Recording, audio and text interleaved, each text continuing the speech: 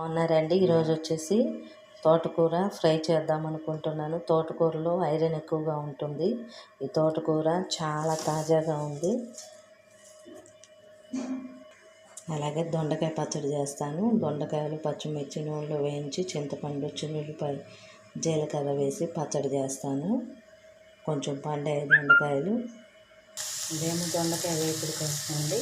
ఉప్పు పసుపు వేసాక కారం వేసుకుని సరిపోతుంది. తర్వాత పచ్చడి వేస్తా. దొండకాయ పచ్చడికి దొండకాయలు పచ్చిమిర్చి నూనెలో వేగనిస్తున్న చింతపండు చిన్నులపై ఉప్పు జీలకర్ర వేసి పచ్చడిని వేస్తాను. కొత్తిమీర వేసి అలాగే తోటకూర చేస్తాను. తోటకూరలో పచ్చిమిర్చి టమాటోలు ఉల్లిపాయలు వేసానండి. ఉప్పు పసుపు వేసి పొయ్యి మీద పెట్టి ఉడికించుకొని తర్వాత కారం చింతపండు వేసి ఉడికాక రుబ్బి తాలింపు వేస్తాను. ఫ్రెండ్స్, తోటకూర ఉడికింది, రుబ్బుతున్నాను. రుబ్బి తాలింపు వేసుకుంటే సూపర్గా ఉంటుంది. ఒకసారి ట్రై చేయండి, మీకు కూడా నచ్చుతుంది. నచ్చితే మాత్రం ఒక లైక్ చేయండి, మన ఛానల్ని సపోర్ట్ చేయండి. ఫ్రెండ్స్, దొండకాయ ఫ్రై కూడా రెడీ అయింది.